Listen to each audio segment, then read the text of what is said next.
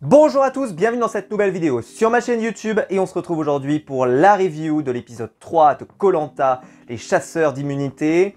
Encore une fois, je vous remercie pour tout le nombre qu'on était hier pour le live avant l'épisode. On était près de 250 en live, c'est toujours un immense plaisir. On fait monter la hype, on discute, etc. On s'attendait évidemment pas à un épisode aussi riche avec beaucoup de choses. D'ailleurs, on s'était interrogé hier sur la pertinence de mettre une épreuve éliminatoire ou pas. Tout le monde n'est pas fan, hein, c'est un sujet assez clivant. Et j'avais posé comme question, c'est que ça rajoute de l'enjeu. Et il faut reconnaître que cet épisode a rajouté quand même pas mal d'enjeux. Parce qu'on a eu quand même 2 éliminations. Il se passe beaucoup de choses. L'épisode était extrêmement rythmé, il faut le dire. 3 épreuves, quand vous y réfléchissez, c'est quand même beaucoup. Avec pas mal... voilà, il y a eu un moment un peu plus sloppy dans l'épisode. Mais moi qui ne m'a pas dérangé parce que j'ai aimé quand même ce que j'y ai vu. Donc voilà. D'ailleurs, j'ai bien aimé l'épisode, je le dis, parce que j'ai aimé, en fait, la promesse qu'on en a eue, c'est aussi de voir certains candidats qu'on n'a pas vus depuis le début quasiment. Pas forcément pour voir des trucs incroyables, mais au moins on les a vus, ce qui est déjà plutôt pas si mal. Et puis, il s'est passé des dingueries. L'épisode fait énormément parler, énormément.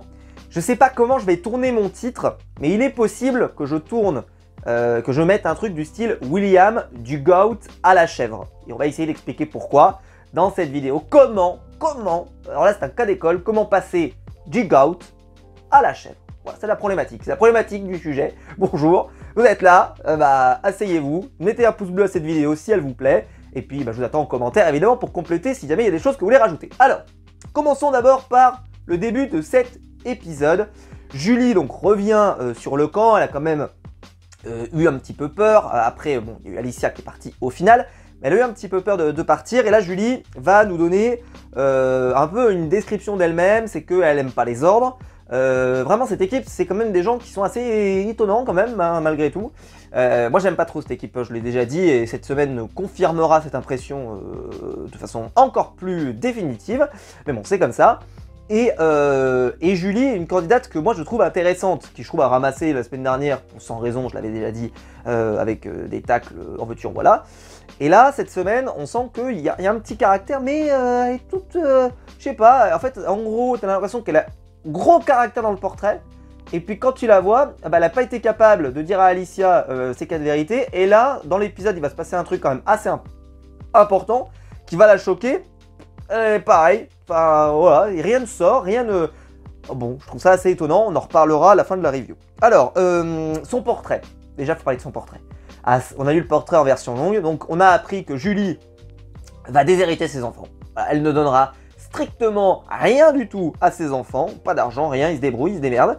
Voilà, elle va leur apprendre la valeur de la pauvreté, etc., parce que sinon ça va en faire des pourris, etc. Bah, bref, j'ai trouvé incroyable, le portrait est lunaire, formidable, vraiment, limite, tu sais, va les voilà, hein, envoyer à l'usine le matin pour qu'ils apprennent le vrai travail et tout. Bref, ça m'a fait, voilà. C'est beau, hein, c'est beau. Anthony Bourbon sort de ce corps, quoi. Enfin bref. Ensuite, on va sur Léa, donc Léa, la sportive, etc., qui a eu du mal à s'intégrer, on l'avait vu la semaine dernière. Et en fait, elle lance, voilà, elle est avec son hameçon, comme ça, tu vois, avec une... et puis, elle lance, et puis elle dit, alors, vous votez comment, vous, au mérite ou pas au mérite? Et puis là, il lui répond, il dit, bah nous, on vote au mérite, mais dans toutes ses perspectives, c'est-à-dire à la fois ce qu'on a vu sur les épreuves, mais aussi l'implication sur le camp, mais aussi au feeling aussi parce que ça compte, etc. Enfin, l'osmose de l'équipe, etc.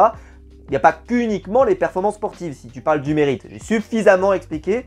Elle, évidemment, comme elle le voit, le mérite, c'est uniquement si tu es bon sur les épreuves, on te garde, si tu es mauvais, tu rentres chez ta mère. Voilà, bon, qu'est-ce que vous voulez que je vous dise? Bon, c'est dommage. Parce que évidemment ça va rendre peut-être ses votes assez prévisibles. Ceci étant, vu que là elle a lancé l'hameçon et que ça n'a pas pris, peut-être qu'elle va aussi se dire il faut que je me méfie, il faut que je fasse attention, et peut-être que voilà, c'est pas si mal aussi de peut-être se rendre compte que, attention, voilà, le vote au mérite a quand même ses limites, et peut-être qu'elle s'en rendra compte. Parce qu'en ce moment, elle ne s'est pas encore bien intégrée, donc elle n'a pas tissé de lien, on trouve très fort avec les candidats, donc peut-être que c'est compliqué, mais peut-être que quand ça va arriver, peut-être qu'elle changera de fusil d'épaule et qu'elle se rendra compte que aussi avoir des alliés qui peuvent t'amener plus loin, ça peut être intéressant et que ce n'est pas uniquement le fait d'avoir une équipe performante. Évidemment ça compte, évidemment, si tu as vraiment un poids mort comme on l'a eu la semaine dernière, mais on verra cette semaine aussi qu'il y a eu un incident, forcément c'est quelque chose qui là compte. Mais quand tu élimines quelqu'un qui est un peu moins fort, et pas qui est vraiment moins fort, c'est-à-dire qu'il y a vraiment des contre-performances majeures, là c'est plus discutable, parce que tu vois, tu peux commencer à regarder des choses qui sont un peu en dehors. Est-ce que tu t'entends bien, etc., etc. Et donc là, Léa, voilà, je pense que bon, il va falloir changer de fusil d'épaule. Ensuite, on part à l'épreuve donc de confort, qui va leur permettre de remporter pour le gagnant, puisque ce sera une épreuve individuelle mais en équipe. Oui, ils refont ça. Avec la victoire d'abord pour le confort, c'est 3 kg de riz. Oui. Vous vous souvenez, il y a 2 épisodes, pas de riz. Et ben, voilà, le riz est arrivé, je l'ai pas vu longtemps. Bouffez-le, hein, n'oubliez pas, bouffez-le jusqu'à la réunification, vous pouvez le bouffer, ensuite ils en redonneront, etc. Voilà, faites, vous comptez jusqu'à la réunif. Vous n'êtes pas flic, comptez pas jusqu'au bout, ça ne sert à rien. Comptez jusqu'à la réunification, vous l'avez gagné, vous le bouffez jusqu'à la réunif. Voilà, normal, c'est normal. Voilà. C'est la règle, s'il vous plaît, faites-le, c'est important, vous l'avez gagné, c'est un avantage, cet avantage doit être utilisé à bon escient. Écoutez Maxime, s'il vous plaît, enfin, finalement, au bout du bout, j'espère qu'ils ont compté comme ça. Je sais pas comment ils ont compté les coquillages, mais s'il vous plaît, comptez jusqu'à la réunification uniquement, s'il vous plaît. Enfin bref, sous 3 kg de riz, c'est pas mal, franchement, pour faire une vraie différence, c'est pas mal. Et alors, donc, le gagnant, parce qu'il faut bien qu'il y ait un enjeu, le gagnant en individuel, il aura le droit à un indice sur un collier d'immunité caché quelque part. Les 2 moins bons de l'équipe perdante, c'est important, de l'équipe perdante, eux s'affronteront dans une épreuve ultérieure dans laquelle le perdant sera définitivement éliminé ici aujourd'hui. Alors, ce qui va se passer, c'est que il va d'ailleurs, petite remarque, donc il y a un emplacement avec les indices. Donc on voit qu'il y a 5 indices pour les jaunes, 5 indices pour les rouges. Question pour ma part, ça veut dire que il y a minimum 5, je suppose, hein, parce que chaque fois, à mon avis, c'est un indice pour un collier. Donc, ça veut dire que sur les camps, il y a au minimum 5 colliers. Plus les autres colliers qu'il peut y avoir et qui ne sont pas liés à ces indices-là. Parce qu'à mon avis, c'est comme ça que je l'interprète, quand tu gagnes l'indice, je pense qu'ils vont placer le collier en rapport avec cet indice. Je pense qu'il n'est pas disponible en permanence. Je pense qu'ils ont des colliers qui sont disponibles en permanence et les colliers qui sont, eux, uniquement liés à ces quêtes-là. Parce que bah, forcément, tu récupères un indice, cet indice, eh ben, il t'emmène, et donc pendant que les gens sont sur l'épreuve, ils rajoutent le collier en question. Et ben, je me permets donc de dire que ça veut dire qu'il y a au moins 10 colliers, qui en plus, à mon avis, bah, cette configuration n'ira que jusqu'à la réunification. Donc potentiellement, il y a 10 colliers minimum, et en tout cas 10 colliers indices, ça fait pas mal. C'est vrai que forcément, ça fait beaucoup. Donc voilà. Il va y avoir donc l'épreuve. L'épreuve, c'est l'épreuve du bambou sur la tête. Un classique de Koh Lanta, qui est une épreuve, qui est le style d'épreuve que normalement je déteste, hein, il faut le rappeler. C'est l'épreuve des poteaux, hein, tu restes statique, il ne se passe rien, etc. T'attends que les gens tombent. Sauf que là, bah, évidemment, ils sont, combien? Ils sont 18. Donc en fait, ça tombe, tu vois, il y a quand même du rythme. Et en fait, la dernière partie où tu n'as plus que 1, 2 ou 3 personnes, et ben là, elle dure pas longtemps. C'est pas comme les poteaux qui vont durer extrêmement longtemps et on va étirer machin. Là, en fait, t'en vois tomber au fur et à mesure. Il y en a qui tombent très vite, il y en a qui tombent tomber après 3 minutes, après 5 minutes, après 7 minutes, après 10 minutes, etc. etc. Et donc ça ne me fait pas la même impression. Mais l'épreuve en elle-même, ces épreuves statiques, c'est vrai que c'est toujours un peu compliqué. Mais là, bon, faut reconnaître que ça marche bien dans cette configuration. Et donc, dans les 2 moins bons de chaque équipe, bon, je ne vais pas vous dire pour l'instant qui remporte la victoire à la fin. C'est à la grande surprise, donc Nathalie, ça c'est pas une surprise, enfin en tout cas c'est pas forcément une surprise pour ma part, et Amri qui tombe en premier, enfin il tombe en deuxième, juste après Nathalie. Alors, sachez que cette épreuve, parce que les gens ont taillé Amri dans tous les sens. Je suis pas d'accord avec ça.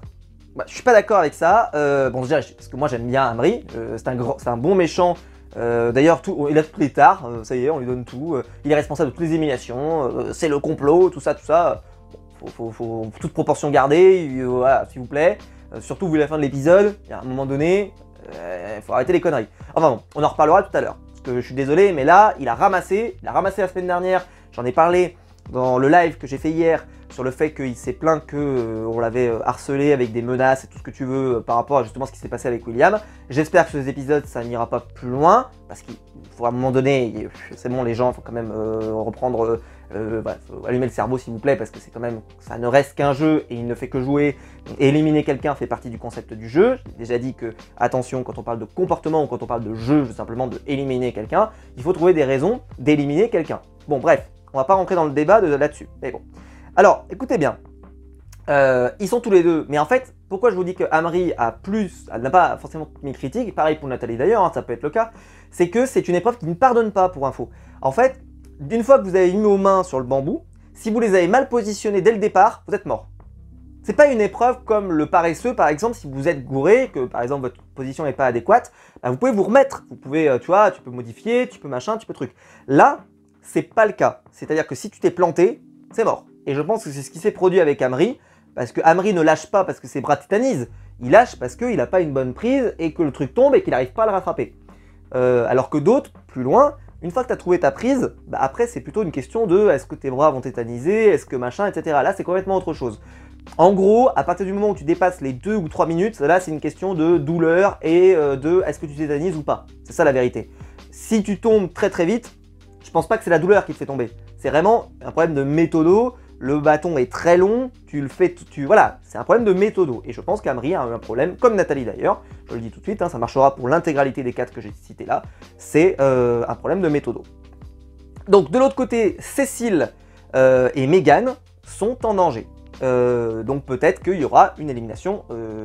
Alors moi, comme ça sur le papier, je me suis quand même dit tout le long, vaudrait mieux que ce soit Cécile et Mégane qui soient en position d'être éliminées, parce que bah, Nathalie et Amri, on les a vus beaucoup. Nathalie était une candidate qui était hyper intéressante, Amri est un candidat hyper intéressant, donc les deux autres, je dis pas qu'elles sont pas intéressantes, c'est pas ce que je dis, mais je dis juste que clairement par rapport à ce qu'elles ont apporté au programme depuis le début, c'est vraiment pas grand chose, voire même rien.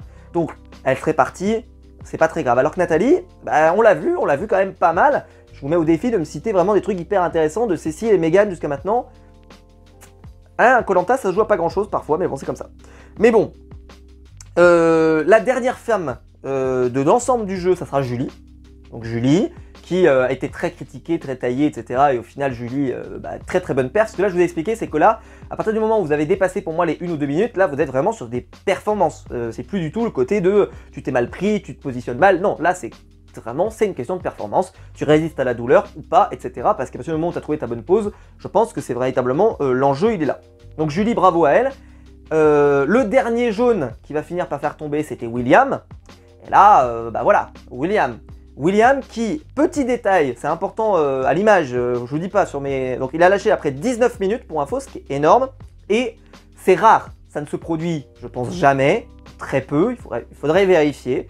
Mais Denis l'a applaudi. Vous vérifierez, je suis sûr de moi, Denis applaudit William. Quand il ne le fait jamais. Et d'ailleurs, il ne le fera pas pour les deux autres qui vont aller jusqu'au bout. Hein. Il ne le fera pas pour les deux autres. Hein. Il le fait pour William et pas pour les deux autres.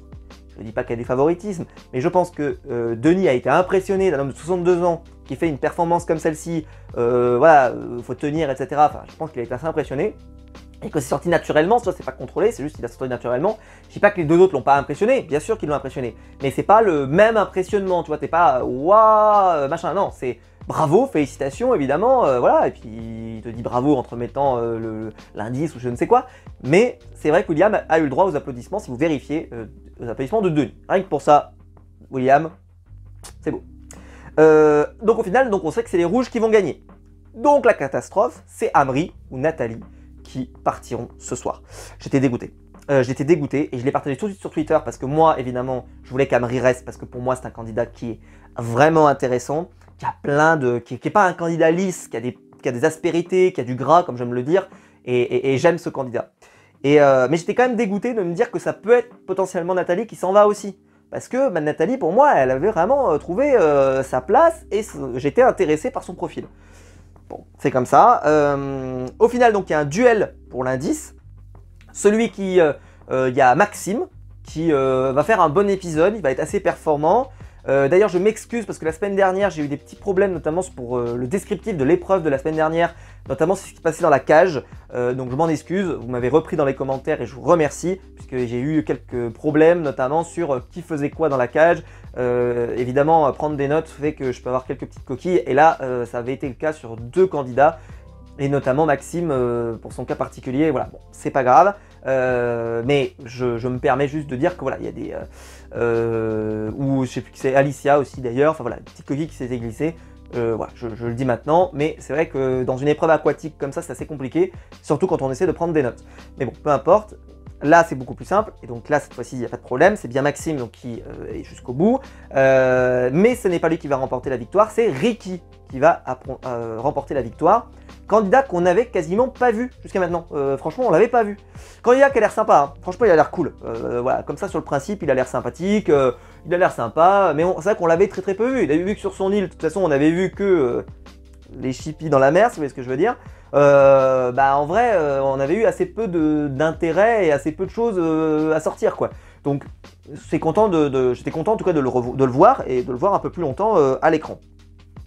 Donc, Ricky va remporter la victoire et il remportera donc un indice. Amri et Nathalie vont donc s'affronter. Et là, Amri va faire un discours, plus ou moins, enfin un discours c'est compris, mais pour valoriser William. En disant William il a été très bon, il m'impressionne, etc. Ça a été, alors là sur Twitter c'est incroyable, ça n'a pas été relevé, c'est-à-dire que tu as l'impression qu'il ne l'a pas fait. C'est-à-dire il l'a fait devant tout le monde, il le fait pas, c'est pas calculé, c'est pas machin, il le fait devant tout le monde, il est impressionné, il dit bravo, etc. Comme les autres d'ailleurs, mais lui, c'est ce qu'ils ont décidé, ils ont décidé de le montrer. Amri, c'est pas la bête du Gévaudan que vous essayez de décrire, hein. Vous vous trompez, hein. Vous vous trompez, c'est certitude, vous vous trompez. Évidemment, c'est quelqu'un qui veut gagner, c'est quelqu'un qui calcule, c'est quelqu'un qui est pas la perdreau de l'année. Ok, mais c'est normal, il est dans Koh Lanta le gars, il a dit, ah, il connaît, donc ça va. Mais alors que William, on le verra dans l'épisode, William, on sent que c'est pas le roi de la stratégie, hein. Il y a des trucs, des fois il fait, ah ouais, j'avais pas pensé, etc. Bah oui, si tu penses à rien, évidemment, ça va pas aider, voilà. Et donc voilà, Amri, bah, il va faire un discours sympa pour William. Et je dis ça, c'est dans la continuité déjà de ce qu'il avait dit à la fin de l'épisode précédent déjà aussi, hein. Voilà, hein. Mais bon, on en reparlera évidemment vu l'évolution de l'épisode. Et là donc, Amri et Nathalie vont s'affronter dans une épreuve du labyrinthe où vous la connaissez, ils mettent leurs bras comme ça, etc.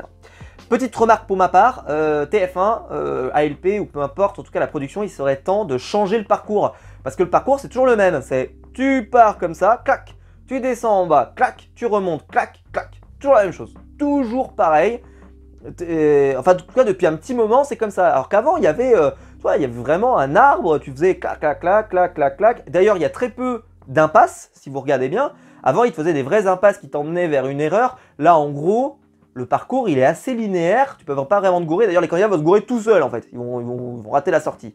Alors là, Amri va faire l'erreur, c'est-à-dire qu'il part très vite, et puis quand il arrive presque au bout, il redescend, on sait pas pourquoi. Et Nathalie, alors là, elle, c'est vraiment la catastrophe. C'est Mais je pense qu'en vrai, tu peux faire des cauchemars.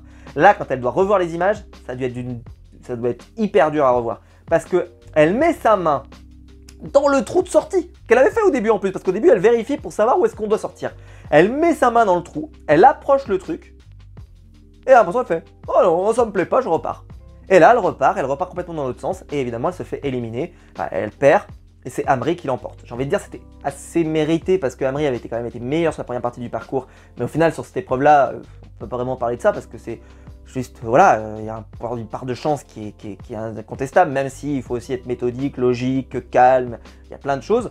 Mais elle était à la sortie. Elle a vraiment mis sa main sur la sortie, quoi. Et oh bah, ça a l'air de sortir. Ah bah non, ça doit pas être normal. C'est limite, c'est pas normal. C'est bizarre, ça sort. Bizarre, bah c'est le but, Jean-Pierre. C'est le but du jeu. C'est le but. Bref, je comprends pas. Mais bon, voilà, Nathalie, vraiment, mais je pense qu'il y a moyen de faire des cauchemars pendant 15 ans là-dessus. C'est absolument terrible. Voilà.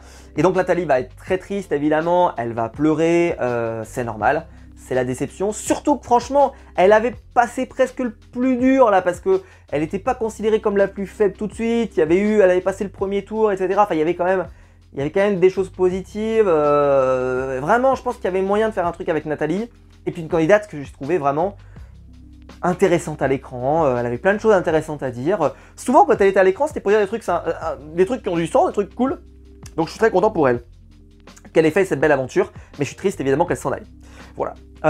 Victoire d'Amri, moi évidemment, par contre je vais pas mentir, j'étais extrêmement content qu'Amri remporte la victoire. Pour moi, Amri est un candidat qui est génial pour la saison, vous allez voir. Je pense qu'on va se régaler. C'est un candidat qui a beaucoup d'attrait, beaucoup de gras, comme j'aime le dire, beaucoup de choses à développer. Et je pense que c'est très intéressant. Et moi, je suis plutôt content. Je sais que c'est peut-être pas populaire parce qu'il y en a beaucoup qui ne sont pas de mon point de vue, qui ne sont pas de mon accord, en tout cas, qui ne sont pas avec moi. Mais moi, voilà, c'est ma position et je la garde. On se retrouve maintenant sur le camp. Et donc, il y a une équipe qui a gagné le riz. Mais remarque existentielle, ils n'ont pas de feu. Donc, moment de on fait le feu. Et là, on fait le feu. Et il y a un peu cette idée de, oui, le feu permet voilà, de se réchauffer, etc. Mais là, il y a la médaille au bout. C'est, tu fais le feu, tu manges. D'ailleurs, ils vont s'interroger, je ne sais plus qui va s'interroger, pour se poser la question de, sinon, on va manger du riz cru. Ah mais non, on sait que le riz cru, il ne faut pas faire ça, parce qu'en fait, c'est gâcher le riz, ça n'apporte strictement rien, ça remplit juste le vide de rien. Donc ne le faites pas, ça ne sert strictement à rien. Limite, je ne sais pas si c'est possible, juste, je lance comme ça, mais est-ce que si vous laissez le riz dans l'eau, en plein soleil, est-ce que ça pourrait, je ne sais pas si vous mettez un couvercle, je ne sais pas s'ils ont ça ou pas, si vous mettez un couvercle, est-ce que ça pourrait suffire pour le réchauffer un tout petit peu, etc. Vous pourrez le laisser peut-être toute la journée, j'en sais rien. À voir, est-ce que ça marcherait? Je ne sais pas, à mon avis non, parce qu'il faudrait quand même que ça boue quand même particulièrement, mais ça ferait une cuisson lente peut-être, je ne sais pas. Je sais pas, je me suis jamais proposé la question, mais je pense que ça pourrait être intéressant. Mais bon, c'est pas ce qui va se produire puisque les rouges vont réussir à faire le feu, notamment Maxime. Mais c'est un travail assez collaboratif avec d'autres aventuriers, mais c'est Maxime qui voilà, est là à la finition, quoi. Voilà, il y a eu, tout le monde a fait une construction en 4-4-2 et voilà, il arrive devant le gardien et c'est lui qui termine.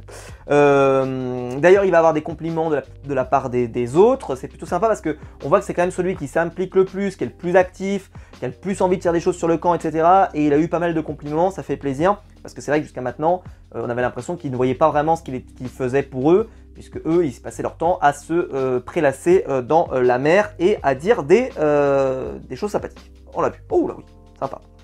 Abri revient sur le camp. Et lui, voilà, autocritique, c'était catastrophique. J'étais nul, vraiment, mais Mohamed Eni, quoi. J'étais nul. Et il est bluffé par William. Et il va redire qu'il est bluffé par William, qu'il est bluffé par sa prestation, etc., etc. Ça a été complètement oublié sur Twitter, je le rappelle, mais c'est quand même, voilà. Ensuite, Ricky, on va trouver son indice pour le collier. Et donc, son indice, c'est qu'il va se trouver sur l'épreuve. Une épreuve dans laquelle, dans l'indice, il y aura écrit Abyss. Ce sera l'épreuve prochaine. Et il sera caché, en fait, on voit un dessin d'une bannière, voilà, et donc globalement il arrive à peu près à voir où c'est, et la question c'est est-ce qu'il va pouvoir le récupérer ou pas. Et moi je me suis dit, c'est vrai que sur une épreuve aquatique c'est la merde, comment tu fais pour le récupérer parce que t'as aucun endroit pour le planquer, tu vois, t'es pas en t-shirt, t'es pas avec ton pantalon ou je ne sais quoi, t'es juste avec ton maillot de bain. Alors heureusement il va avoir une solution, je vous en parlerai après, mais c'est la première réaction que je me suis dit, c'est où est-ce qu'il va le planquer. Surtout que si tu pars à l'eau avec, mettons que tu le mettes dans ton slip, comme certains l'ont fait, si tu nages un peu vite et que tu le fais tomber à 12 mètres de profondeur, va le chercher. Voilà, après on a le portrait d'Ericky, RAS, mais que je vous l'ai dit, il travaille pour l'éducation nationale, donc forcément il a tout mon soutien, évidemment, il a besoin de sous. Ensuite, on voit Meyssa. Ah, Meyssa, séquence Flavio le Méritant. Ah oui, séquence Flavio le Méritant, il faut le dire, puisque après le nettoyage de la marmite de Flavio le Méritant, eh bien Meyssa s'inspire des meilleurs, il s'inspire de Flavio, donc tu t'inspires du meilleur, c'est formidable. Il décide de devenir maton de Bigorneau. Ouais, maton de Bigorneau. C'est-à-dire qu'il surveille les Bigorneaux. Ouais, ça c'est un projet de vie. C'est un projet de vie que moi je respecte, je respecte. Bref, ça m'a fait rire. Vraiment, ça m'a fait sourire. Moi je me suis marré. Moi, cette séquence, je la trouve bien. Ce que je vous expliquais tout à l'heure, c'est qu'il y a vraiment un ventre mou là où il y a beaucoup de trucs un peu plus sloppy, un peu plus calme, etc. Mais pour autant, moi j'ai aimé, ça m'a fait marrer. Vraiment, le maton de Bigorneau où il récupère le Bigorneau qui va se barrer. Il fait ah, vous voyez, il faut que je fasse attention. Parce que celui-là, il veut se barrer. C'est Michael Scofield, si vous voyez ce que je veux dire. Hop, il le ramène dans le coquillage. Ouais. Bon, bref, c'était très drôle. Il est très drôle. On ne verra rien d'autre de lui. On n'a jamais quasiment rien vu de lui d'ailleurs jusqu'à maintenant dans l'aventure. Moi, je suis content qu'on ait vu ça. C'est sûr que c'est pas incroyable, mais c'est très cool. Et puis ça m'a fait rire. Voilà, il est l'héritier de Flavio le Méritant. C'est l'héritier de Flavio le Méritant. On le cherchait, on l'a trouvé. Et chez les jaunes, après une nuit plus ou moins reposante, on découvre que William ronfle particulièrement fort. Je ne sais pas si ça intéresse quelqu'un, mais en tout cas, pas moi. On va passer ensuite à l'épreuve d'immunité. Alors l'épreuve d'immunité, c'est une épreuve d'immunité aquatique, c'est un grand classique de Koh-Lanta ils descendent, ils vont chercher un coquillage, ils remontent, ils peuvent descendre jusqu'à plus de 15 ou 16 mètres, je sais plus.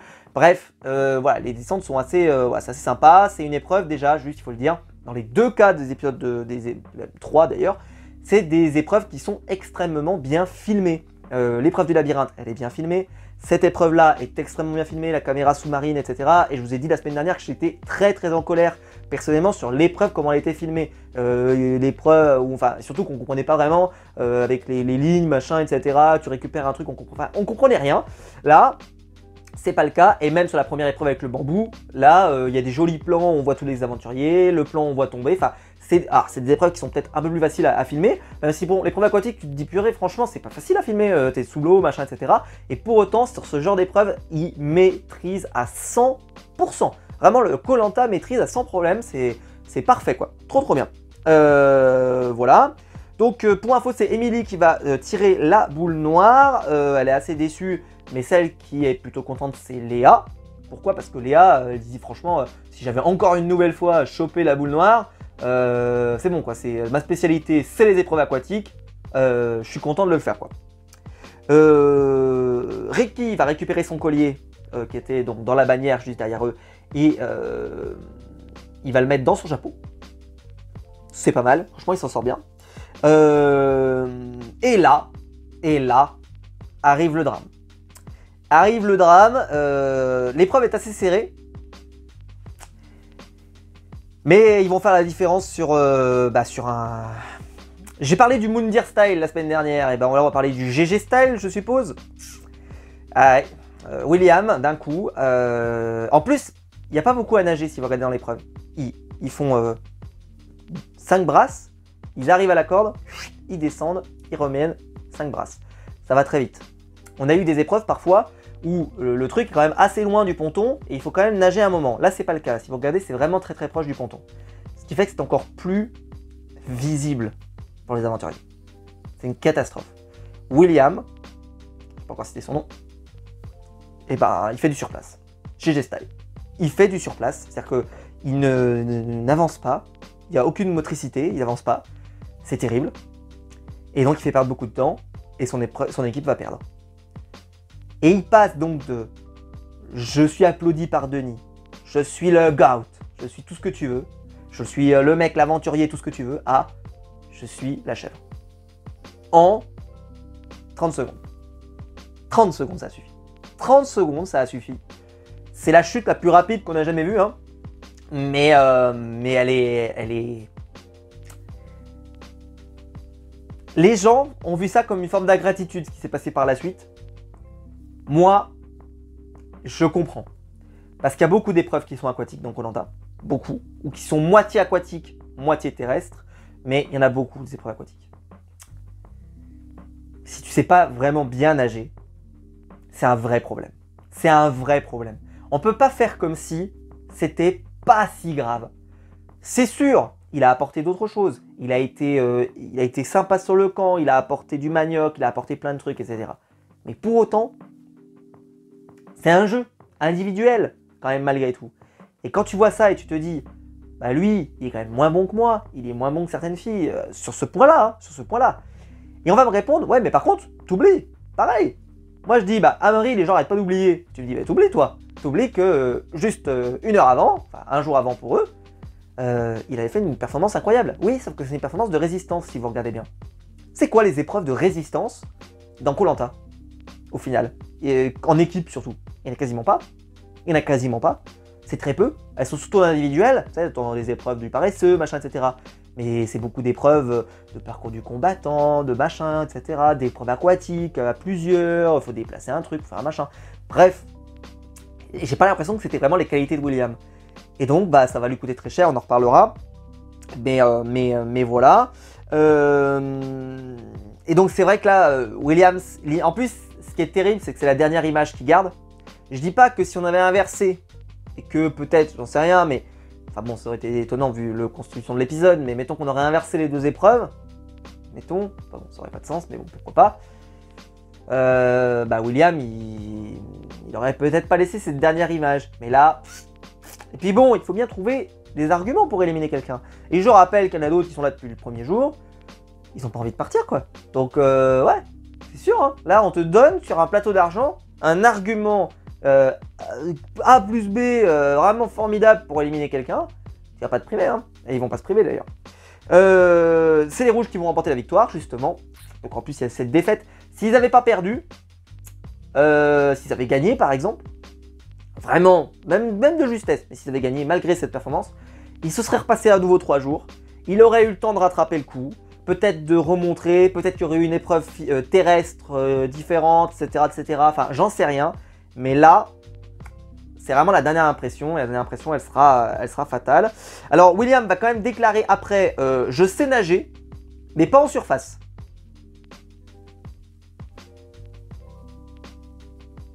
Je sais nager, mais pas en surface. D'accord. D'accord. Vous pouvez me réexpliquer ça? Alors, il dit, en fait, il a fini par dire, en gros, je ne coule pas, mais je ne sais pas me déplacer. D'accord. Donc, en gros, tu sais faire la planche, quoi. D'accord. C'est un concept. C'est un concept. J'appelle pas ça nager, moi. J'appelle ça faire la planche. Ouais, c'est de mon point de vue. C'est-à-dire que si tu ne coules pas, mais que tu ne fais pas de mouvement, j'appelle ça juste faire la planche. C'est mon point de vue. C'est une analyse technique. Voilà. Bref, ça m'a fait rire, mais... et puis même en apnée, ça n'avait pas l'air non plus incroyable. Enfin bref. Clairement, les épreuves aquatiques, c'est pas son truc. Et donc là, on va passer à la préparation du conseil.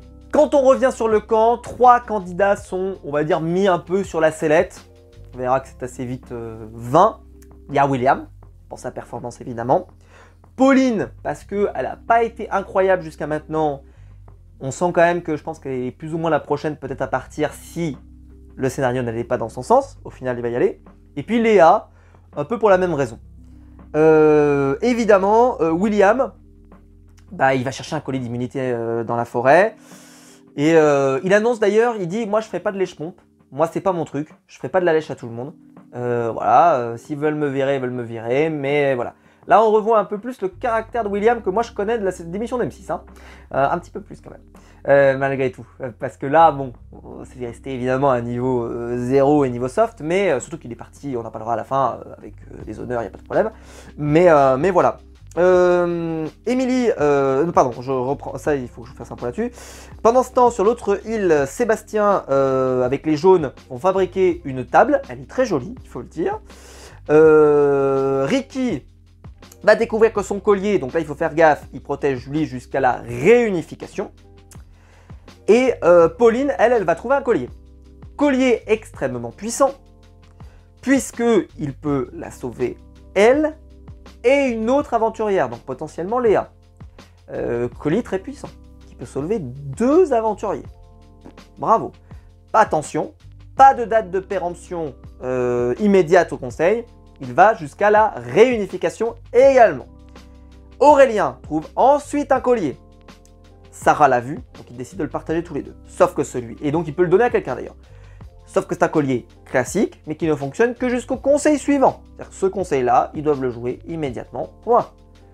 C'est un collier forcé, Aurélien n'est pas en danger, il doit le jouer, mais ça ne sert à rien. Là, c'est ce que je vous explique, c'est le risque de cette mécanique. C'est que quand vous faites des colliers qui ont vraiment cette durée de péremption hyper courte de... Moi que ça s'arrête à la réunification, pourquoi pas? Pourquoi pas? Si t'as pas envie qu'il y ait trop de colliers, parce qu'avec 10 colliers, tu te dis qu'il va y en avoir partout. Mais qu'il soit obligé de le jouer à ce conseil immédiat, ça force des actions qui peut-être n'ont aucun intérêt. Ni pour le téléspectateur, et ne crée pas vraiment de suspense, ni de choses d'intéressantes. Voilà, ça je suis pas totalement convaincu. Mais il va se passer un incident. Et il va se passer un incident, c'est qu'on va nous dire chez l'équipe des rouges que c'est Julie qui découvre ça. Émilie, lors du précédent conseil, avant le précédent conseil, a fouillé dans le sac d'Alicia pour vérifier si elle avait un collier d'immunité. Elle-même, elle dit, c'était pour lui voler son collier d'immunité. Alors, quelque chose dont j'avais déjà parlé, moi, par exemple, si jamais ton collier, tu l'enterres dans le sable et que quelqu'un vient trouver ton collier, comme ça arrive, des fois, c'est pour le planquer, ils vont le casser quelque part, et mettons, tu le trouves. Bon, c'est quand même étonnant, mais pourquoi pas? Tu l'as planqué, tu le trouves. Il dit à toi ou pas? On estime que c'est du vol, on n'en sait rien. Mais là, c'est clairement du vol caractérisé.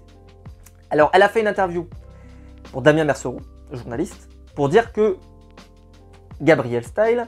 je fais beaucoup de style cette année, mais voilà, Gabriel Style, non, moi j'ai juste fouillé pour vérifier, mais je voulais pas le voler. Ouais. Ah ouais. Ça va. Ça va. Donc ça va. Donc ça va. Ça va. Moi, je trouve ça nul. Je l'ai déjà dit à l'époque.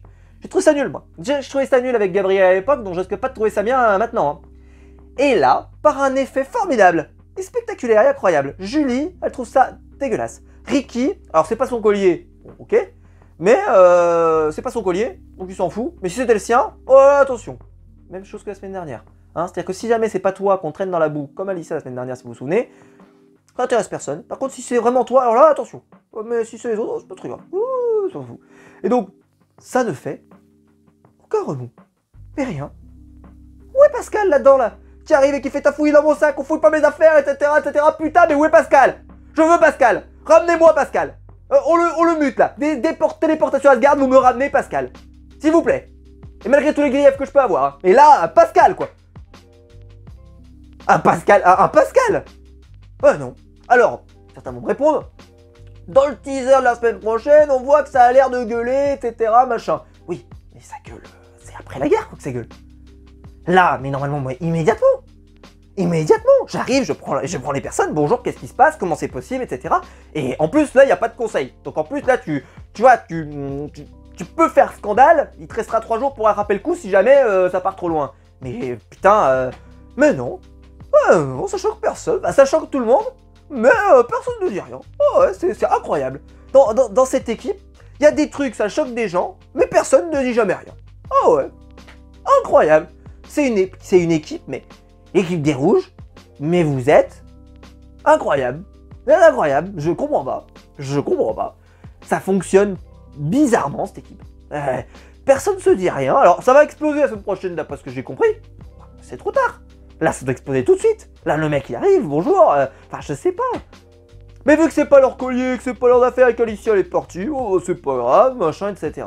Mais normalement, Emily, là, on aurait dû, voilà, sortir les torchons, les serviettes et laver son linge sur la place publique. Je comprends pas. Putain, mais où sont les gens avec un peu de caractère là-dedans, là? Qu'est-ce qui se passe, là? Tout le monde est apathique, purée, mais bouge, purée. Oh là là, mais j'ai envie de faire ce Koh-Lanta, quand on déconne. J'ai envie d'être chez les rouges et de faire ce Koh-Lanta, là. Ah ouais, purée, c'est rare que je me dise, purée, je me projette très bien dans un Koh-Lanta, mais celui-ci, j'ai envie de le faire. J'ai envie de faire celui-là et d'être là. Et d'halluciner, de me dire, personne ne réagit, là, tout le monde fait, c'est normal. C'est quoi cette histoire? Pascal time. Ah ouais, Pascal style, bordel. Enfin bon, incroyable. Mais on verra, voilà, mais... Et ce qui fait que, d'ailleurs, sur Twitter, moi, au début, j'ai pas réagi tout de suite. J'ai dit, bah voilà, ça... J'attendais qu'il se passe une suite, puis la suite n'est jamais venue. Donc j'ai fini par tweeter en disant, bah, comment ça, il n'y a pas de suite? Ils arrêtent. Ça choque personne, tout va bien. Ils doivent manger sur la table. Je comprends pas. Ils mangent sur la table, très probablement. Enfin bref. Bon, voilà, dites-moi si vous me trouvez dur, mais c'est trop tard. Si ça explose dans 3 jours, ça aurait dû exploser tout de suite. Je sais pas. Ils se disent peut-être qu'ils vont le garder pour le moment où il y aura le conseil, j'en sais rien, mais bon, je trouve ça bizarre. Enfin bref. Là, il y aura un petit point hygiène, ouais. Après la machette qu'on avait eue la semaine dernière où elle était pas très propre, etc. Et ben là, Sarah, elle dit qu'elle met pas ses doigts sales sur le goulot des gourdes. Pour des questions d'hygiène. Enfin, elle demande à William de ne pas mettre ses doigts sales sur sa gourde, etc. Et qu'en gros, chacun sa gourde.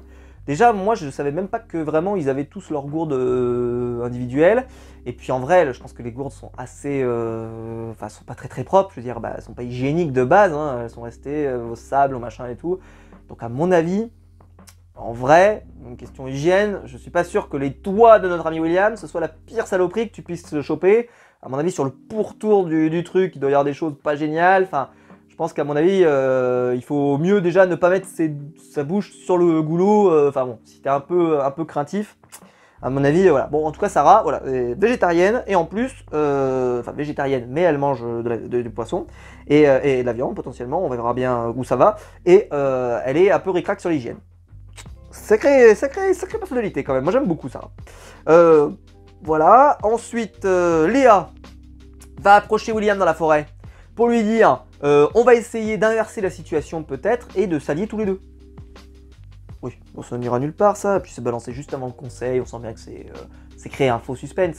Il n'y a aucune proposition qui a été lancée à part William. Alors moi je dis, vu qu'il y avait plein de colliers, commençait à y avoir plein de trucs, et dit c'est vrai que là ça peut te paumer un peu. parce que tu te dis, tiens, qu'est-ce qu'ils vont en faire, etc., tous ces gens. Mais globalement, bah, c'était foutu, quoi. Et alors, bon, comme je vous l'ai expliqué sur Twitter, donc d'ailleurs, Aurélien va jouer son collier, il n'a pas le choix de toute façon, mais il va le jouer avec Sarah, il va jouer pour Sarah, qui n'était pas en danger non plus, hein. Elle n'était pas en danger non plus.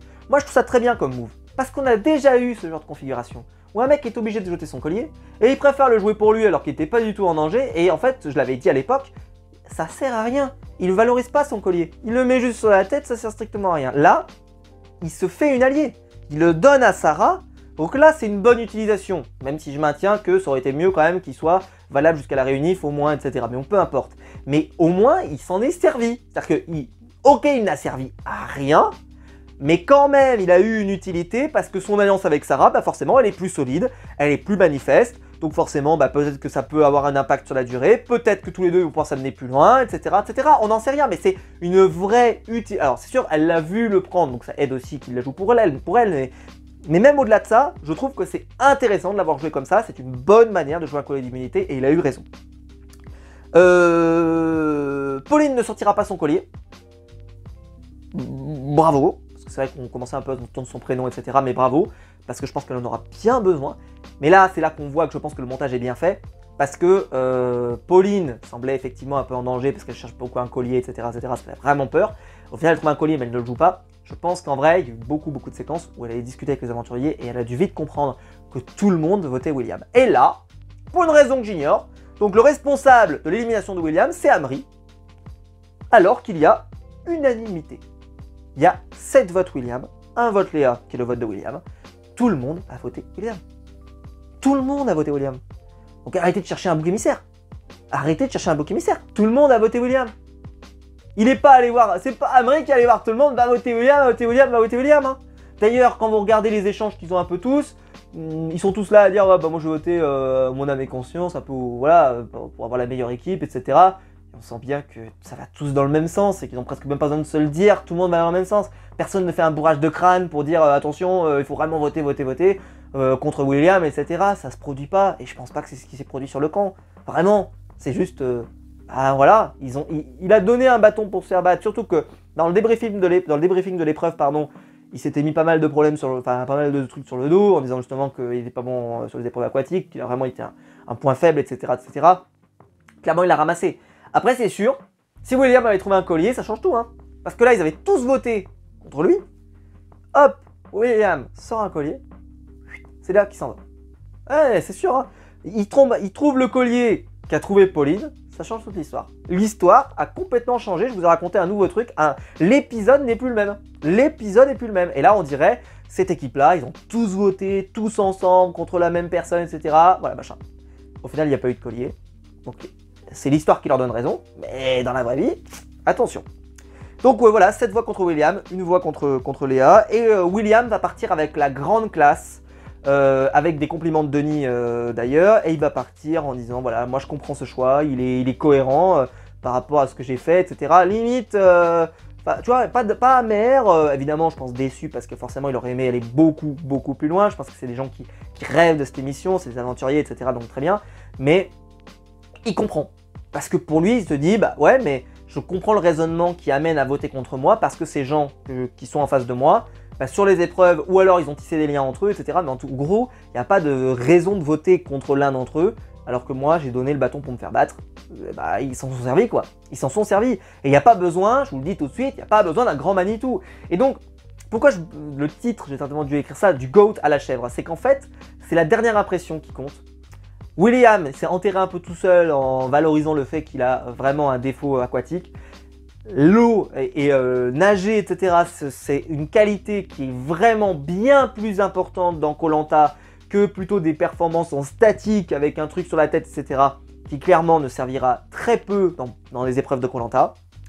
T'élimines un garçon, ça compte quand même, parce qu'éliminer un garçon, ça veut dire que dans l'équipe d'en face, ils vont devoir jouer la boule noire, et donc potentiellement éliminer un garçon à chaque tour, et tu peux éliminer un garçon qui est fort, etc. Ça rentre en ligne de compte. William, bah oui, il a apporté beaucoup de choses, il a apporté beaucoup de savoir. Effectivement, il y a une forme d'ingratitude. Sauf que ce savoir, bah ils l'ont acquis, et puis bah voilà. Hein. C'est sûr, il a fait super bonne impression. Ouais. Mais ça n'a pas suffi. Ça n'a pas suffi parce que malgré tout, ben, par rapport aux autres qui étaient dans l'équipe, ben, eux, ils avaient plus de choses à valoriser et lui, il avait vraiment un énorme défaut. Donc, est-ce que c'est totalement injuste? Bah, moi, en fait, ce que j'ai marqué sur mon compte Twitter, c'est que j'ai marqué que c'était une immense déception pour ma part. J'ai pas trouvé ça injuste. J'ai trouvé ça décevant. Parce que William, c'était une des plus grosses personnalités de la saison. C'est comme Amri, c'est comme Sarah, c'est comme Maxime. Il y a des candidats, au final, si vous regardez bien, depuis le début, je l'ai souvent dit ici, mais c'est très concentré. On se concentre sur certains du casting et il y en a, on n'a quasiment jamais vu. Il y en a certains, je vous mets au défi de me sortir des choses véritablement qu'ils ont accompli, qui sont intéressantes. Quasiment rien. Donc forcément, là, on avait un candidat qui, lui, nous a donné beaucoup de choses. Donc les gens étaient plus attachés à William qu'à d'autres candidats. C'est une évidence. Et donc là, on perd un candidat qui, pour moi, était vraiment un candidat génial pour le programme. Donc c'est ça ma déception. Mais je trouve pas ça injuste. Je trouve ça décevant, vraiment décevant. Une grosse déception pour ma part. Et ça, malheureusement, c'est triste, mais il y avait vraiment un élément qui permettait de l'éliminer. Alors en plus, il était le dernier arrivé, donc on pourrait se dire que ça joue, mais je pense que, en vrai, je pense qu'il n'aurait pas eu cette performance aquatique. Je pense qu'il avait la grave possibilité de se sauver. Parce qu'il y avait moyen de faire des trucs. Et puis aussi, ça aussi, il y a un truc qui me gêne aussi. C'est que William, la seule stratégie qu'il a menée, c'est d'aller chercher le collier. Ça paye pas, bon bah c'est dommage. Mais peut-être que, je dis ça, vous savez que je suis pas très fan de ce genre de stratégie, mais bon, mettons il va voir les garçons, et il leur fait la remarque, il leur dit, bah vous voyez, on est plus de garçons, on peut éliminer une fille, etc. etc. Vous savez que j'aime pas trop les trucs où on se dit, on va juste se mettre entre garçons, entre filles, etc. Mais bon, allez, j'ai envie de dire, perdu pour perdu, tu te lances là-dedans, tu lances cette stratégie, tu te dis, allez, pourquoi pas. Il a rien fait d'autre, il a cherché un collier, et c'est ça le défaut de cette saison, c'est que j'ai peur que ça soit vraiment uniquement ça. C'est-à-dire que les seules stratégies lancées, soit je vais chercher un collier, soit ça marche pas, et c'est tout. Et ça risque de faire des épisodes qui se ressemblent beaucoup. On va avoir des candidats qui sont dans la forêt, ils cherchent le collier, ils trouvent pas, et puis voilà, boum, ils sont éliminés. Ça, ou ils sont pas éliminés s'ils sont trouvés, si vous voyez ce que je veux dire. Et ça risque d'amener une mécanique, c'est peut-être l'effet pervers de ces colliers. C'est dommage, mais bon, c'est pas grave, mais c'est vrai que ça peut être dommage. Enfin voilà. Mais je maintiens, William a été éliminé parce que c'est, entre guillemets, il y avait vraiment une vraie raison d'éliminer, plus toutes les autres petites raisons, des petits détails. Mais c'est sûr qu'il avait fait beaucoup de bonnes choses, et ça faut pas l'oublier, hein. Mais la dernière impression, elle a été terrible. Et il a chuté de son piédestal, c'est fou d'ailleurs. Vraiment, mais à une vitesse. Il est passé de « Waouh, qu'est-ce qu'il était impressionnant » à plus rien. C'est une chute spectaculaire. C'est du jamais vu, hein. C'est du jamais vu. Enfin voilà. J'espère que la vidéo vous aura plu. J'espère que vous m'aurez compris. Dites-moi vous dans les commentaires évidemment ce que vous en pensez. Ce que vous pensez de William, ce que vous pensez d'Amri, ça m'intéresse. Ce que vous pensez aussi d'autres candidats de la saison. Dites-moi ça dans les commentaires. Et dites-moi quelle est votre réaction. Est-ce que vous trouvez que c'est injuste, pas injuste? Voilà, j'aimerais savoir. Est-ce que vous trouvez ça entre guillemets logique mais triste? Je comprends parce que c'est moi-même mon cas. Mais voilà, dites-moi ça dans les commentaires. Vraiment, je pense que ça va être très intéressant parce que vraiment, j'ai vu que les gens étaient très remontés. Donc voilà, j'espère que la vidéo vous aura plu. Si c'est le cas, vous pouvez la liker, vous pouvez vous abonner, vous pouvez la partager sur les réseaux sociaux. Il y a le bouton rejoindre ici juste en dessous pour devenir membre soutien et je vous en remercie. Et quant à nous, c'est très simple, on se retrouve très vite pour des nouvelles vidéos sur ma chaîne YouTube. Ciao!